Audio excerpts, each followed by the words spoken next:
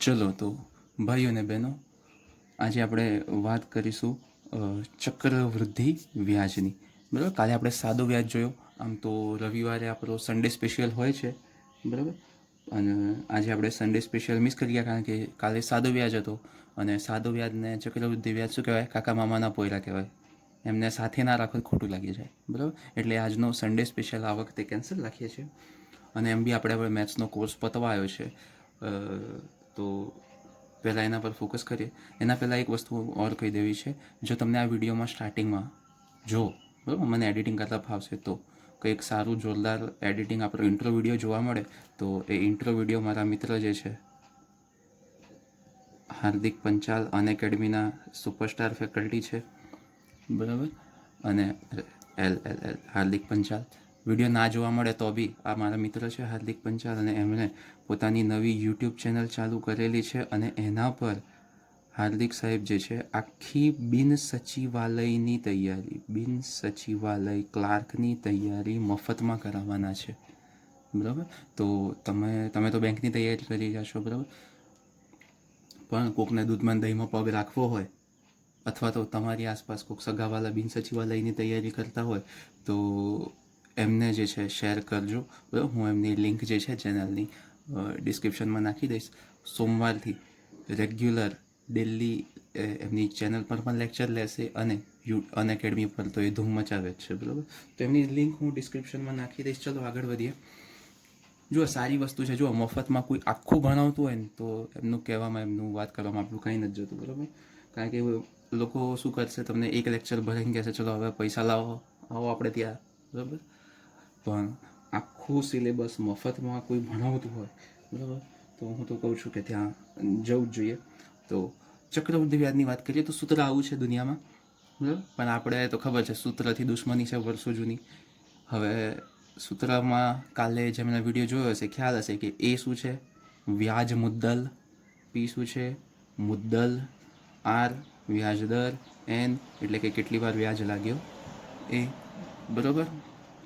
તો આ અમુક એ છે, બરાબર. અને અંગ્રેજો માટે P principal, A amount, R rate, N number of time જેટલી વાર ઇન્ટરેસ્ટ લાગ્યો હોય, બરાબર. કોઈક કહે છે સાહેબ આમાં વ્યાજ ક્યાં છે, બરાબર. તો અમાઉન્ટ શું છે? પ્રિન્સિપલ પ્લસ ઇન્ટરેસ્ટ, બરાબર. એટલે કે તમારે ઇન્ટરેસ્ટ શોધવો હોય તો શું કરવું પડે? અમાઉન્ટ માઇનસ પ્રિન્સિપલ, બરાબર. એટલે કે વ્યાજ મુદ્દલ માઇનસ મુદ્દલ કરો તો શું મળે? વ્યાજ મળે, બરાબર. શુદ્ધ ગુજરાતી વ્યાજ મુદ્દલ. એટલે કે આમાંથી તમે જો પી માઇનસ કરી નાખો તો તમને મળી જાય વ્યાજ. હવે સૂત્ર જોઈને જ સમજી ગયા હશો કે બેંકમાં આવું ના કરાય, બરાબર. 10માના છોકરાઓ કરે તો ચાલે, બરાબર, એમને મુદ્દાના માર્ક હોય. બાકી આપણે આવું મહાપાપ કરાય નહીં. તો હેડો હવે કન્સેપ્ટ સમજીએ, આપણે શું ખેલ કરશું. બહુ સરસ મજાનો કન્સેપ્ટ છે ચક્રવૃદ્ધિ વ્યાજનો. માની લો આપણને એવું કીધું છે કે ભાઈ 1000 રૂપિયાનું, એટલે આજે એક વસ્તુ છે, આજે ગોલ્ડન ટ્રીક તમને આપવાની છે. આજે યાદ કરાવજો. બોનસ ટ્રીક કાલ નહોતી આપીને તો આજે ગોલ્ડન ટ્રીક આપીશ. છેલ્લે યાદ કરાવજો, ગોલ્ડન ટ્રીક આપવાની છે, બરાબર. તો કે ભાઈ 1000 રૂપિયાનું એક સાદા ઉદાહરણથી સમજીએ. 10% લેખે 2 વર્ષનું સીઆઈ કેટલું, બરાબર. હવે ચક્રવૃદ્ધિ વ્યાજ અલ્ટિમેટલી શું છે? વ્યાજનું પણ વ્યાજ. રકમનું વ્યાજ તો ખરું, વ્યાજનું બી વ્યાજ. જો એ શું કહેવા માંગે છે કે ભાઈ 1000 રૂપિયા છે, 10% લેખે 10%, 1000ના 10%, પહેલા વર્ષે કેટલા થાય? 100 રૂપિયા થાય 1000ના 10%. એટલે કે પહેલા વર્ષે 100 રૂપિયા વ્યાજ 1000 રૂપિયાનું તો ખરું જ. 10% બીજા વર્ષે પણ લાગશે તો બીજા વર્ષે પણ 100 રૂપિયા વ્યાજ ખરું. તો ઓકે, આ તો સાદું વ્યાજ જ થયું ને, બરાબર. પણ અહીંયા ફરક શું છે કે પહેલા વર્ષે જે વ્યાજ લાગ્યું હતું એના પર પણ બીજા વર્ષે 10% લાગશે વ્યાજ. એટલે કે આના બી 10%, એટલે કે બીજા 10 રૂપિયા બીજા વર્ષે વ્યાજ વધુ લાગશે. તો સાદા વ્યાજમાં આટલું આટલામાં કેસ સોલ્વ થઈ જાત.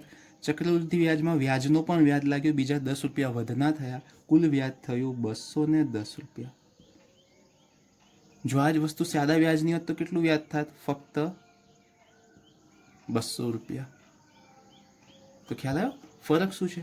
વ્યાજ પર પણ વ્યાજ લાગે, બરાબર. આને કહીએ ચક્રવૃદ્ધિ વ્યાજ. માની લો આ જ વસ્તુ આપણને 3 વર્ષ માટે પૂછી હોત, સેમ વસ્તુ કે ભાઈ 1000 પર 3 વર્ષ 100 રૂપિયા તો ચડવાના જ. કેમ? 10% વ્યાજ 3 વર્ષ લાગવાનું, બરાબર. પછી પહેલા વર્ષના 100 રૂપિયા પર બીજા વર્ષે 10 રૂપિયા વ્યાજ લાગશે. કેમ? વ્યાજનું વ્યાજ. પછી બીજા વર્ષના 100 રૂપિયા પર ત્રીજા વર્ષે પણ 10 રૂપિયા વ્યાજ લાગશે. કેમ? વ્યાજનું પણ વ્યાજ. હવે આ જે પહેલા વર્ષના 100 રૂપિયા હતા એના પર ત્રીજા વર્ષે 10 રૂપિયા પણ લાગશે, અને આ બીજા વર્ષનું વ્યાજનું વ્યાજ 10 રૂપિયા હતું એના પર પણ 1 રૂપિયો, એના 10% પણ વ્યાજ ચડશે. તો કુલ વ્યાજ થશે તમારું, જુઓ, 300 તો ખરું જ, 30 પણ ખરું ને 31, એટલે કે 331 રૂપિયા, બરાબર. તો સાદું વ્યાજ કેટલું થાય? 100 ને 100 300 રૂપિયા જ. પણ એની જગ્યાએ ચક્રવૃદ્ધિ વ્યાજ કેટલું થયું? 331 રૂપિયા. ક્લિયર છે? બરાબર. હવે જુઓ, આ રીતે તમે સ્ટ્રક્ચર સમજી શકતા હોય ને આનું, તો આમાંથી તમારા 5 થી 6 ટાઈપના દાખલા એકસાથે સોલ્વ થઈ જાય. કઈ રીતે? સમજો, આ ઉપરના બેનો સરવાળો શું આવે છે? સાદું વ્યાજ. આખો સરવાળો શું આવે છે? ચક્રવૃદ્ધિ વ્યાજ. તો આ બેની બાદબાકી કરું, અથવા તો હું એમ કહું કે હું ખાલી આ ઉપરનો ભાગ કાઢી નાખું તો શું વધે મારી પાસે? CI માઇનસ SI આવી જાય. અહીંયા પણ એ જ વાત, ઉપરનો ભાગ શું છે? સાદો વ્યાજ. આખો ભાગ શું છે? ચક્રવૃદ્ધિ વ્યાજ. તો ચક્રવૃદ્ધિ વ્યાજ માઇનસ સાદો વ્યાજ પૂછે તો મારે તો ખાલી આ 31 જ શોધવાનું, મારે તો આ નીચેનો ભાગ જ શોધવાનો. ક્લિયર? તો જ્યારે પણ આ રીતે તમે સમજી શકતા હોય, તમને CI માઇનસ SI પૂછાય, તમારે શું કરવાનું? આ નીચેનો ભાગ જ શોધવાનો રહે. ક્લિયર? તો આ પણ એક વસ્તુ છે. બીજી એક વસ્તુ સમજો કે આ પહેલા વર્ષના અંતે વ્યાજ કેટલું હતું? 100 રૂપિયા. બીજા વર્ષના અંતે વ્યાજ કેટલું હતું? 100 ને 10 110. ત્રીજા વર્ષના અંતે વ્યાજ કેટલું હતું? 100 10 ને 11 121. હવે અહીંયા જુઓ, 100માં કેટલા ટકા વધે તો 110 થાય? તો કે 10%. 110માં કેટલા ટકા વધે તો 121 થાય? 10%. એટલે કે વ્યાજનો વધારો કોન્સ્ટન્ટ રહે છે. વ્યાજનો વધારો કોન્સ્ટન્ટ રહે છે. કેટલો કોન્સ્ટન્ટ રહે છે? રેટ ઓફ ઇન્ટરેસ્ટ જેટલો. બરાબર. બીજી વસ્તુ નોટ કરવા જેવી એ છે કે તમે 110 ભાગ્યા 100 લો એટલે કે આ 2 વર્ષનો ગુણોત્તર એ આ 2 વર્ષના ગુણોત્તર જેટલો જ થશે. 121 ભાગ્યા 110 જ થશે. એટલે તમે એમ કહી શકો કે આ 3 વર્ષના વ્યાજ જિયોમેટ્રિક પ્રોગ્રેશનમાં છે. બરાબર. તો આ 2-4 વસ્તુ નોટ કરવા જેવી છે કે જો આ બધું તમને આટલા કન્સેપ્ટ ખબર હોય કે ભાઈ ચક્રવૃદ્ધિ વ્યાજમાં કન્ઝિક્યુટિવ યરના વ્યાજ સરખા રેટથી વધે અને જિયોમેટ્રિક પ્રોગ્રેશનમાં હોય, અથવા તો કન્ઝિક્યુટિવ વર્ષના વ્યાજનો રેશિયો સમાન હોય, બરાબર.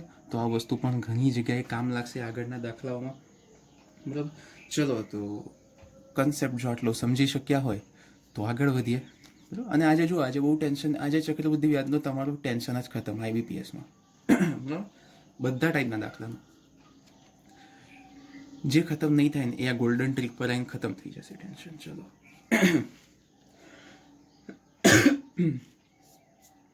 પહેલો દાખલો લઈએ. 625નું 4% દરે 2 વર્ષનું CI.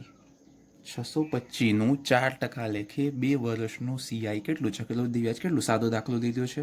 હવે જુઓ, પેલું પર્સન્ટેજનું જે મેં તમને યાદ રાખવાનું કીધું હતું ને, બધે કામ લાગશે. કેમ? કારણ કે પર્સન્ટેજ એવું છે કે તમારે ક્યાંય પીછો છોડશે નહીં ચેપ્ટર. તો જેને પર્સન્ટેજના કન્સેપ્ટ હજી ક્લિયર નથી ને, બધે લોચા પડશે તમારા લોકોને. તો વિડીયો જોઈ આવો જઈને પહેલાં, ના ખબર પડે તો. હવે જુઓ, આપણે કીધું હતું શું? 25% એટલે ચોથો ભાગ. તો 4% એટલે 25મો ભાગ થયો. તો આ 4% શું કહે છે? 25મો ભાગ કરવાનું કહે છે. બરાબર. તો 625 પર પહેલા વર્ષે 25મો ભાગ કેટલો થાય? 25 રૂપિયા. બીજા વર્ષે 25મો ભાગ કેટલો થાય? 25 રૂપિયા, બરાબર. અને આ 25 રૂપિયા પરનો 25મો ભાગ પણ વ્યાજમાં જોડાય, 1 રૂપિયો, બરાબર. તો કુલ વ્યાજ કેટલું થયું? 50 ને 51 રૂપિયા. પતી ગયું, આ તમારું સીઆઈ આવી ગયું, બરાબર. આ 4% જ કર્યો છે, પણ 4% એટલે આપણે શું કરી દીધું? 4% એટલે 25મો ભાગ. કઈ રીતે ખબર પડી? તો કે 25% એટલે ચોથો ભાગ, તો 4% એટલે 25મો ભાગ. કેવું સિમ્પલ વસ્તુ છે. જો તમે પર્સન્ટેજ જાણતા હો તો પર્સન્ટેજને સમજ્યા હોય, અને ના સમજ્યા હોય તો જાઓ વિડીયો જુઓ, લિંક મૂકતો જ રહું છું ડિસ્ક્રિપ્શનમાં. તો જો 51 રૂપિયા તમારું થયું સીઆઈ, બરાબર. કોક કંઈક સાહેબ 3 વર્ષનું હોય તોય આવું જ કરવાનું. જો એક દાખલો લઈએ, 8,000 રૂપિયાનું 5%ના દરે 3 વર્ષનું સીઆઈ કેટલું? 3 વર્ષનું સીઆઈ કેટલું? આ 5 6 5%, બરાબર. હવે 8,000 રૂપિયા કીધા છે, બરાબર. 5%ના દરે, તો પહેલાં 3 વર્ષ 5% તો લાગવાના જ. 5% એટલે 20મો ભાગ, બરાબર. અથવા તો જેને ના ખબર પડે તો 10% 800, 5% 400, બરાબર. તો 400 400 400 3 વર્ષ તો લાગવાના જ, સીધી વસ્તુ છે. પછી શું થશે? તો કે આ 400ના બી 5%, બરાબર. તો કે 10% 40, 5% 20, આના પણ 20 લાગવાના, બરાબર. અને આના અહીંયા પણ 20 લાગવાના, બરાબર. પછી શું થશે? તો કે આ 20 રહ્યું, એના પણ 5% લાગવાના છેલ્લા વર્ષમાં, 10% 2, 5% 1. આ બધાનો સરવાળો કરો, ચક્રવૃદ્ધિ વ્યાજ મળી જાય કે ભાઈ 1260 ને 61, કુલ ચક્રવૃદ્ધિ વ્યાજ થયો 1261 રૂપિયા. કેસ સોલ્વ થઈ ગયો 3 વર્ષનો, બરાબર. તો પેલો ઘાતવાળો ને આવો ખતરનાક સૂત્ર જે હતો, બરાબર, એવું ખતરનાક સૂત્ર મૂકીને ગણતરીઓ કરવા બેસશો ને તો મેળ નહીં ખાય, બરાબર. તમારે આવું કરવું પડશે. હવે જુઓ, આ જ દાખલામાં જો તમને એમ પૂછ્યું હોત કે ભાઈ આ દાખલામાં સીઆઈ માઇનસ એસઆઈ શોધો, સીઆઈ માઇનસ એસઆઈ એટલે કે ચક્રવૃદ્ધિ વ્યાજ અને સાદા વ્યાજનો તફાવત શોધો, તો જેને સ્ટ્રક્ચર ખ્યાલ હશે એને સમજી ગયા હશો ભાઈ પહેલા વર્ષનું જે છે એ શું કહેવાય? સાદું વ્યાજ કહેવાય. તો એના વગર જે વધ્યું એ શું કહેવાય? સાદા અને ચક્રવૃદ્ધિ વ્યાજનો તફાવત. એટલે કે કેટલો થશે? 61 રૂપિયા.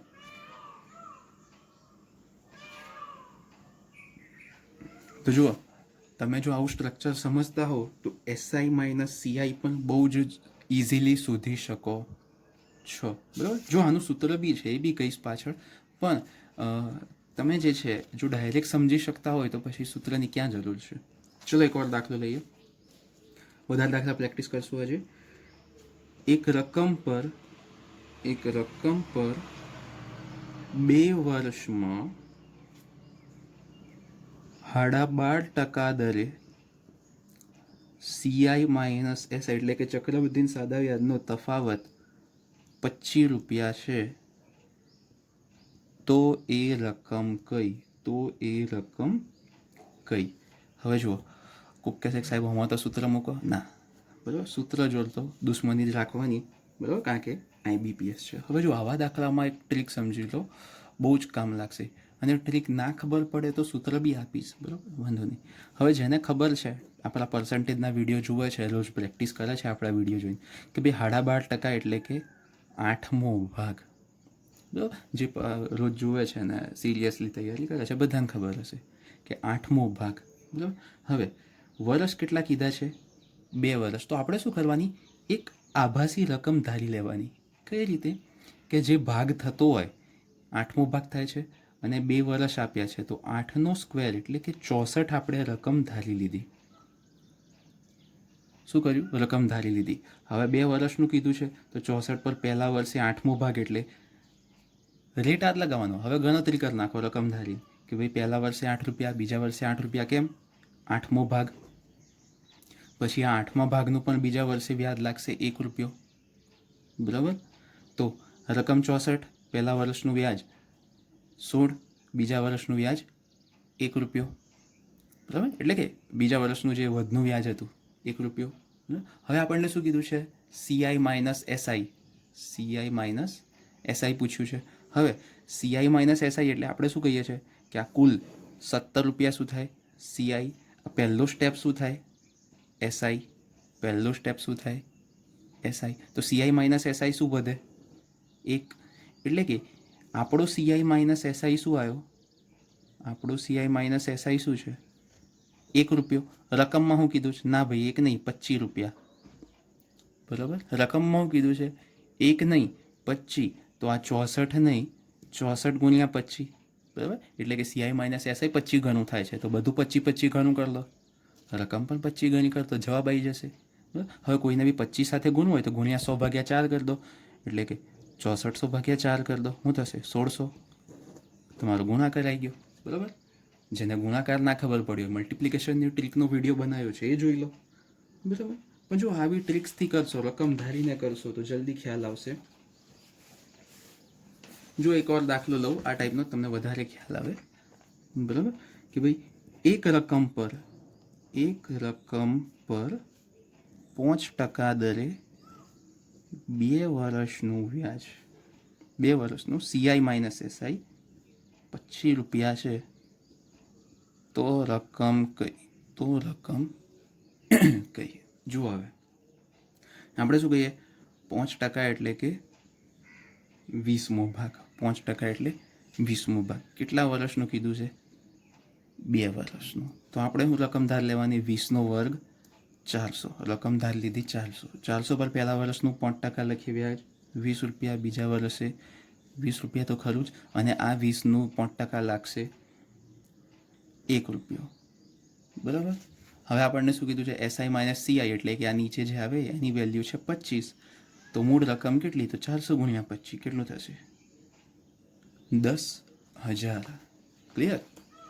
તો કેસ સોલ્વ થઈ ગયો તમારો. બરાબર. માની લો કદાચ કોઈ દાખલામાં રેટ ઓફ ઇન્ટરેસ્ટ એવું હોય કે જેને આપણે 100ના ભાગરૂપે ના લખી શકીએ. મોટા ભાગે તો 100ના ભાગરૂપે જ આવવું જોઈએ, પણ માની લો કે એ રીતે લખી નથી શકાતું તો પછી ઇક્વેશન વાપરવું પડે. અને ઇક્વેશન છે તમારો 2 વર્ષ માટે ડિફરન્સ બરાબર, ડિફરન્સ કોનો? સીઆઈ ને એસઆઈનો. PR/100નો વર્ગ અને 3 વર્ષ માટે છે ડિફરન્સ બરાબર, ખતરનાક સૂત્રો છે 3 વર્ષનો તો PR/નો વર્ગ 300 + R છેલ્લે 100નો ઘન. બરાબર. પણ જો આની બી શોર્ટકટ હું છેલ્લે કહીશ, છેલ્લે ગોલ્ડન ટ્રીકમાં. બરાબર. પણ આ સૂત્ર છે, નોટ ડાઉન કરી લેજો, સાઈડમાં ક્યાંક ખૂણે ખાંચડે લખી રાખજો. હવે જુઓ એક વેરાયટી દાખલો કે જે જાણવો જરૂરી છે. એક રકમનું 22.29 દરે 1.5 વર્ષનું હાફ યર કમ્પાઉન્ડિંગ સાથે, જો રકમ આપણી દેશી ભાષામાં બનાવી છે ભાઈ. હાફ યર કમ્પાઉન્ડિંગ એટલે કે 6 મહિને વ્યાજ ચડે. હાફ યર કમ્પાઉન્ડિંગ કરતા સીઆઈ માઇનસ એસઆઈ બરાબર 5600 છે. તો 1 વર્ષના અંતે સીઆઈ માઇનસ એસઆઈ કેટલું? બરાબર. હવે જુઓ, પહેલી વાત એક વસ્તુ યાદ રાખો કે જ્યારે પણ ચક્રવૃદ્ધિ વ્યાજમાં હાફ યર કમ્પાઉન્ડિંગ આવે અથવા તો ક્વાર્ટરલી કમ્પાઉન્ડિંગ આવે અથવા તો બાય મંથલી કમ્પાઉન્ડિંગ આવે, બરાબર, તો યાદ રાખજો કે ભાઈ હાફ યર કમ્પાઉન્ડિંગ એટલે કે દર 6 મહિને વ્યાજ ચડે તો રેટ અડધો કરી નાખવાનો, ટાઈમ પીરિયડ ડબલ કરી નાખવાનો. બરાબર. શું કરવાનું? ટાઈમ પીરિયડ ડબલ કરી નાખવાનો. માની લો કે ક્વાર્ટરલી કે, બરાબર, એટલે કે 3 મહિને ચડતું હોય તો શું કરવાનું? રેટ ચોથા ભાગનો કરી નાખવાનો, ટાઈમ પીરિયડ 4 ગણો કરી નાખવાનો. માની લો બાય મંથલી કે તો શું કરવાનું? રેટ છઠ્ઠા ભાગનો T 6 ગણો. આ કઈ રીતે કરીએ છીએ? તો કે હાફ યરલી એટલે કે વર્ષમાં 2 વાર વ્યાજ લાગે તો રેટ અડધો, 2 વાર વ્યાજ લાગે તો 1 વર્ષમાં 2 વાર વ્યાજ લાગે એટલે કે અને ડબલ કરીએ છીએ. ક્વાર્ટરલી એટલે કે દર 3 મહિને વ્યાજ લાગે, વર્ષમાં 4 વાર વ્યાજ લાગે, તો રેટ ચોથા ભાગનો. અને ટેન્યોર 4, બરાબર. બાય મંથલી એટલે કે દર 2 મહિને, તો વર્ષમાં 6 વાર વ્યાજ લાગે, બરાબર, તો રેટ છઠ્ઠા ભાગનો, ટેન્યોર 6 ગણો. તો આ વસ્તુ યાદ રાખજો, કામ લાગશે આગળ બધે ગમે ત્યાં કોઈ આવા દાખલામાં જરૂર પડે તો. બરાબર. પણ છેલ્લે આજે જે ગોલ્ડન ટ્રીક આપીશ ને એ તમારું દરેક વસ્તુનો નિચોડ આવશે, બરાબર. ચલો હવે આ દાખલાની વાત કરીએ કે ભાઈ એક રકમનું 22% દરે, ટૂંકમાં અહીંયા કીધું છે હાફ યર કમ્પાઉન્ડિંગ, અને હાફ યર કીધું ને તો પહેલાં જ રેટ અને ટાઈમ પીરિયડ ચેન્જ કરી નાખવાનો કે ભાઈ રેટ આપણને આપ્યો તો 22.299%, તો અડધો કરી નાખો 11.199%, બરાબર. ટેન્યોર આપ્યો તો 1.5 વર્ષ, ડબલ કરી દો 3, બરાબર. હવે આ 3 એટલે 3 શું કહે છે કે ભાઈ નોર્મલ દાખલો હોત 3 વર્ષનો તો આપણને ખબર હોત કે ભાઈ દર વર્ષના અંતે વ્યાજ લાગે, બરાબર. પણ આ 3 શું કહે છે કે 1.5 વર્ષમાં 3 વાર વ્યાજ લાગે, 6 મહિને, પહેલા 6 મહિને, બીજા 6 મહિને અને ત્રીજા 6 મહિને, બરાબર. 3 વાર વ્યાજ લાગે આવું કહે છે. કેટલો તો કે કુલ રકમનો કુલ વ્યાજ દરનો અડધો. હવે આપણને કીધું છે CI માઇનસ SI કેટલું કીધું છે 5600. તો પહેલા વર્ષના અંતે CI માઇનસ SI કેટલું, બરાબર. હવે જુઓ જાણીતી રકમ આવી ગઈ જેના પર્સન્ટેજ આપણે શીખેલા છો કે ભાઈ 11.199 એટલે 9મો ભાગ, 9મો ભાગના 3 ગણા, 3 વખત લાગે છે એટલે કે 9નો ઘન 729 રકમ ધારી લો, બરાબર. રકમ ધારી લો, એ જ મેથડ, બરાબર, સૂત્ર લગાવવાનું નથી. પહેલા વર્ષે 9મો ભાગ, બીજા વર્ષે 9મો ભાગ, ત્રીજા વર્ષે 9મો ભાગ, બરાબર. પછી આનો 9મો ભાગ અહીંયા વ્યાજ લાગશે, આનો 9મો ભાગ અહીંયા વ્યાજ લાગશે, આનો 9મો ભાગ પણ અહીંયા જશે, આનો 9મો ભાગ પણ અહીંયા વ્યાજ લાગશે, બરાબર. તો આ મળી ગયું આપણને કુલ CIનું આખું સ્ટ્રક્ચર મળી ગયું. હવે SI માઇનસ CI કેટલું થાય? આટલું જ. કેમ? ઉપરનું તો SI છે, બરાબર. જેને આ સ્ટ્રક્ચર સમજ્યા છો એને જ હવે ટપ્પા પડશે આ ભાઈ બધા બનું બાઉન્સર. તો 9 તારી 27 ને 1 28 થયું આપણા માટે CI માઇનસ SI. પણ 28ની વેલ્યુ આપણને કેટલી આપી છે? 5600. 28ની વેલ્યુ કેટલી આપી છે? 5600. પૂછ્યું શું છે? પહેલા વર્ષના અંતે CI માઇનસ SI. હવે એક વર્ષના અંતે, એક વર્ષ એટલે હવે જુઓ અહીંયા એક વર્ષ એટલે શું છે? 6 મહિના પહેલી વાર વ્યાજ લાગ્યો, 6 મહિના બીજી વાર વ્યાજ લાગ્યો અને 6 મહિના ત્રીજી વાર, એટલે કે એક વર્ષના અંતે એટલે કે 2 વાર વ્યાજ લાગ્યા પછી CI માઇનસ SI કેટલું? હવે 2 વાર વ્યાજ લાગ્યા પછી CI માઇનસ SI એટલે કે આટલામાં મારે CI માઇનસ SI શોધવો જ શું થાય? 9 રૂપિયા થાય ને. એટલે કે 9ની વેલ્યુ કેટલી? બરાબર. હવે 28ની 200 ગણી થાય છે તો 9ની પર 200 ગણી કરી દો 1800. આ તમારો જવાબ આવી ગયો. સિમ્પલ, કાંઈ કરવાનું નથી. જે એકનું એક સ્ટ્રક્ચર હવાનું પકડી રાખ્યું છે એના પર જ દાખલા ગણીએ છે, બરાબર. ક્લિયર ને? ચલો આગળ વધીએ.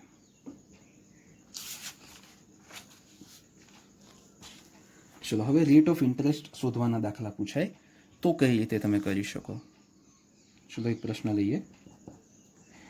61,440 પર કયા દરે 61,440 પર કયા દરે 3 વર્ષનું CI માઇનસ SI 3000 થાય? હવે જો રીતે જ કરીશું, કંઈ આપણે વેરાયટી કરવાના નથી, પણ થોડીક સ્માર્ટલી આપણે શું કરીએ, રકમ કઈ ધારવી એનો અંદાજો અહીંયા લગાવીશું. કે આપણે શું કરશું, આપણને મુદ્દલ આપી છે આ CI માઇનસ SI, તો મુદ્દલ ભાગ્યા CI માઇનસ SI લઈ લો. 61,440 ભાગ્યા 3000, ભાગ ચાલશે, આનો ચાલશે 2048, આનો ચાલશે 4 વડે હજી ઉડશે 512. પછી તો જો આપણે પીને ધારી લઈએ 512, કારણ કે જો જાણીતી સંખ્યાઓ આવી આપણી સગામાં ઓળખીતામ છે, બરાબર. કોકનો વર્ગ કોકનો ઘન આવી ગયો, એટલે આ શું છે ખતરનાક સંખ્યાઓ છે, ડાયરેક્ટ આપણને ફાવે નહીં. તો આપણે શું કર્યું, સંખ્યાઓ નાની કરી લીધી તો આપણને ગણતરી સહેલી પડે કે ભાઈ આપણે રકમ શું ધારી લીધી 512, પી આપણે ધારી લઈએ 512. હા 512 શું છે તમે યાદ કરો, 8નો ઘન છે ભાઈઓ ને બહેનો. હવે આપણે 512 રકમ 8નો ઘન ક્યારે ધારતા હતા કે ભાઈ કોઈ સંખ્યા પર 8મા ભાગનો વ્યાજ દર લાગે 3 વર્ષ માટે ને SICI આપેલું હોય તો આપણે રકમ 512 ધારી હોત. એનો મતલબ કે રેટ ઓફ ઇન્ટરેસ્ટ કેટલો છે મારો 8મો ભાગ, 8મો ભાગ એટલે કે 12.5%. બરાબર. તો જેને આ લિંક બેસે છે આ 25 મિનિટ પછી જો લિંક ના બેસતી હોય તો તકલીફવાળું કામ છે, પણ જેને લિંક બેસે છે એને અહીંયા જ ખ્યાલ આવી જશે કે રેટ ઓફ ઇન્ટરેસ્ટ આપણો થશે 12.5%. છતાં કોઈકને વેરીફાઈ કરવું હોય તો જુઓ કે ભાઈ આ 512 રકમ લો, હવે 8મો ભાગ ચલાવો, 8મો ભાગ શું થશે 64, 64, 64. બરાબર. વ્યાજ લગાવો 8, બરાબર. 8નો 1 આનો 8, બરાબર. તો CI માઇનસ SI કેટલો આવે છે 24 ને 1 25 આવ્યો, CI માઇનસ SI 25. એટલે કે આપણી ધારણા સાચી છે, આપણે જે ધાર્યું હતું એ 100% સાચું છે. બરાબર. તો જુઓ આ રીતે થોડું સ્માર્ટ વર્ક કરો ને તો દાખલાઓમાં કંઈ છે નહીં ખાસ. બરાબર. ચલો એક ઓર દાખલો, જે આજે જે કન્સેપ્ટ ચલાય સ્ટ્રક્ચર પર એના પર બધા દાખલા જોશું. બરાબર, સ્ટ્રક્ચર વાઇઝ, છતાં તમને ઇક્વેશન આપતો જઈશ રસ્તામાં. જુઓ એક ઓર દાખલો, આ છેલ્લો દાખલો, આના પછી બધા બાકીના બધા દાખલા માટે ગોલ્ડન ટ્રીક.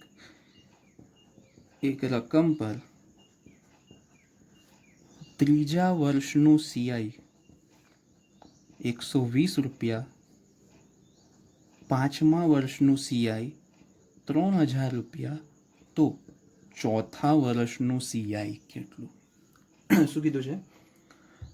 ત્રીજા વર્ષનું ચક્રવૃદ્ધિ વ્યાજ 120 રૂપિયા લાગે છે, 5મા વર્ષનું ચક્રવૃદ્ધિ વ્યાજ 3000 રૂપિયા લાગે છે, તો ચોથા વર્ષનું ચક્રવૃદ્ધિ વ્યાજ કેટલું? હવે આપણે શું કીધું હતું યાદ કરો, સ્ટ્રક્ચરમાં એ કન્ઝિક્યુટિવ યર્સના વ્યાજનો રેશિયો સેમ હોય, એટલે કે ત્રીજા વર્ષ ને ચોથા વર્ષ ને 5મા વર્ષ, આ 3 વર્ષ એકબીજાની લાઇનમાં છે. આપણે શું કીધું હતું કે ભાઈ ચોથા ને ત્રીજા વર્ષના વ્યાજનો રેશિયો એ 5મા ને ચોથા વર્ષના વ્યાજના રેશિયોના બરાબર હોય. આપણે જોયું પણ હતું, સાબિત પણ કર્યું હતું આગળ સ્ટ્રક્ચરમાં. બરાબર, કે ભાઈ 110 ભાગ્યા 10 બરાબર 121 ભાગ્યા 110 થતું હતું. બરાબર, સ્ટ્રક્ચર સમજ્યા હશું શાંતિ, તો અહીંયા કોઈ તકલીફ નહીં પડે. બરાબર, એટલે કે માની લો ચોથા વર્ષનું વ્યાજ આપણે x ધારી લઈએ, તો x ભાગ્યા 120 બરાબર 3000 ભાગ્યા x, તો x² બરાબર 12 તરી 36, 1 2 3 4 મીંડા, વર્ગમૂળ કરો xનો, તો 36નો વર્ગમૂળ 6, 4 મીંડાનો વર્ગમૂળ 2 મીંડા. ચોથા વર્ષનું વ્યાજ હશે 600 રૂપિયા. બરાબર. તો જુઓ એકદમ સાદી ટ્રીકથી સોલ્વ થઈ ગયો ચક્રવૃદ્ધિ વ્યાજનો આ દાખલો પણ. એટલે કે આપણે જે બેઝિક સ્ટ્રક્ચર શીખ્યા એ સ્ટ્રક્ચર પરથી તમે રેટ શોધી શકો, SI માઇનસ CI શોધી શકો. અમુક એક વર્ષના વ્યાજ પૂછ્યા છે તો પણ આપણે દાખલા લીધા. બરાબર, પ્રિન્સિપલ અમાઉન્ટ અવળી શોધવાની પૂછે તો પણ શોધી શકો. બરાબર, પણ માની લો કે બહુ જ આનાથી બી ખતરનાક દાખલો આવ્યો, સૌથી ખતરનાક, એમ આખા ચક્રવૃદ્ધિ વ્યાજનો દુનિયાનો સૌથી ખતરનાક દાખલો. બરાબર, તમારી IBPSની અથવા તો RRBની, POની કે ક્લર્કની પ્રિલિમમાં કે મેન્સમાં એક દાખલો એવો આવ્યો કે જે બહુ જ ખતરનાક છે. ખતરનાક એટલે આમ બધા ટેન્શનમાં આવી જાય એવો દાખલો. 15 લીટીની રકમ ને 17 લીટીના ઓપ્શન છે. બરાબર, તો આજે સમજી લો ગોલ્ડન ટ્રીક. ગોલ્ડન ટ્રીક છે CD ઇક્વેશન વાપરવાનું. CD ઇક્વેશન શું છે? તો C ફોર છોડી, D ફોર દો. બરાબર, એટલે કે એવા દાખલામાં મગજ નહીં ઘસવાનું, છોડીને આગળ વધી જવાનું. તમને જ્યારે પણ ચક્રવૃદ્ધિ વ્યાજમાં એવું લાગે કે બહુ જ ખતરનાક દાખલો આવ્યો છે, બરાબર, રકમ વાંચીને જ જો આઈડિયા આવી જાય ને કે આ આપણે શીખેલામાંથી કંઈ છે નહીં, અથવા તો આવું તો આપણે જીવનમાં કદી જોયું નથી, તો એના સોલ્વ કરવામાં પેનય ઉઠાવવાની નહીં ને આગળ વધી જવાનું. કેમ? RRBમાં 80માંથી 80 માર્ક નથી લાવવાના, IBPS POમાં 100માંથી 100 માર્ક નથી લાવવાના. બરાબર, કટ ઓફ 55 હશે ને તો 56 લાવવાવાળોય મેન ચાલશે, 80 લાવવાવાળોય મેન ચાલશે, બરાબર, બધા સરખા જ છે, બરાબર. તો આપણા માટે એક દાખલો છોડશું તો પરીક્ષા 80ની જગ્યાએ 79 માર્કની થશે, 100ની જગ્યાએ 99 માર્કની થશે. પણ જો તમને દાખલો બહુ જ ખતરનાક છે, નથી આવડી રહ્યો ને તમે 7 મિનિટ બગાડી અને એ 7 મિનિટમાં પણ જવાબ ના આવ્યો અથવા તો ખોટો જવાબ આવ્યો, તો 7 મિનિટમાં બીજા 10 દાખલાઓનો ટાઈમ તમે ખાઈ જશો. એક દાખલા માટે 7 દાખલાઓનો ટાઈમ ખાઈ જશો, 8 દાખલાઓનો ટાઈમ ખાઈ જશો, બરાબર. સિલોગ્સને ઇનઇક્વાલિટી જેવા તો 15 દાખલાઓનો ટાઈમ ખાઈ જશો. તો એક દાખલા માટે 10-15ની બલી ચડાવાય નહીં, બરાબર. તો હંમેશા આ ગોલ્ડન ટ્રીક કોઈ બી કોમ્પિટિટિવ એક્ઝામમાં યાદ રાખજો, જીપીએસસી ક્લાસ 1-2 હોય, બેન્કિંગ હોય, જ્યારે પણ કોઈ એક વસ્તુ ના ફાવે તો એમાં લચી નહીં રહો, છોડી દો, આગળ વધો, બેવફા અને દૂરથી સલામ, બરાબર. આપણને ના આવડી તો બેવફા, એને તો દૂરથી સલામ જ કરાય. તો હંમેશા યાદ રાખો, ક્યારેય પણ રકમ પરથી લાગે, હું તો પહેલેથી ઘરેથી નક્કી કરીને જાઉં છું કે ચક્રવૃદ્ધિ વ્યાજનો દાખલો દેખાય તો જોવાનો જ નહીં. રકમમાં આવું દેખાય ને એક રકમ પર ચક્રવૃદ્ધિ આગળ, ભલે આવડતું હશે, ઘણી હશે આગળ, 79 માર્કની પરીક્ષા છે અને મારે પાસ થવાનું છે અને થઈ છે, 6 વાર તો કરી છે પ્રિલિમ ક્લિયર, બરાબર. આવી ટ્રીકથી ઘરેથી આ એક વસ્તુ, આ એક જ વસ્તુમાં ખબર નહીં, ઘણી વસ્તુ મને આવડતી હોય, આ બધી ઘણી ટ્રીકો આવડે, પણ નહીં, પડવાનું નહીં. શું ખબર બહુ અઘરો દાખલો પૂછ્યો હોય તો હું રકમ વાંચવાનો ટાઈમ શું કરવા બગાડું, બરાબર. કારણ કે આમાં ઘણું આવે, આગળ ઇન્સ્ટોલમેન્ટ્સ આવે, આ આવે, તે આવે, ફલાણું આવે, ઢેંકણું આવે, કોણ ટાઈમ બગાડે? 79 માર્કની પરીક્ષા જાને, બરાબર. તો આ બહુ કામની વસ્તુ છે, જેને ગળે ના ઉતરે વાંધો નહીં, કરજો, 17 મિનિટ બગાડજો, જો આધી કલાક દાખલો ગણજો, અઘરો દાખલો, બરાબર. તમારે તો 80 જ લાવવાના જ, બરાબર. જેને ટ્રીક ગળે ના ઉતરે લાવજો 80 માર્ક, બરાબર, 5 કલાકના પેપરમાં. પણ બાકી જે અનુભવથી કહું છું ભાઈઓ, તો આજે આટલું રાખીએ છીએ, બરાબર. ગમે તો લાઈક શેર સબસ્ક્રાઈબ કરતા રહેજો તમારા મિત્રોને, બરાબર. અને જોતા રહેજો, રોજ આપણે નવા વિડીયો લઈને આવીએ જ છીએ. મળીશું કાલે કોઈક નવા વિડીયો સાથે.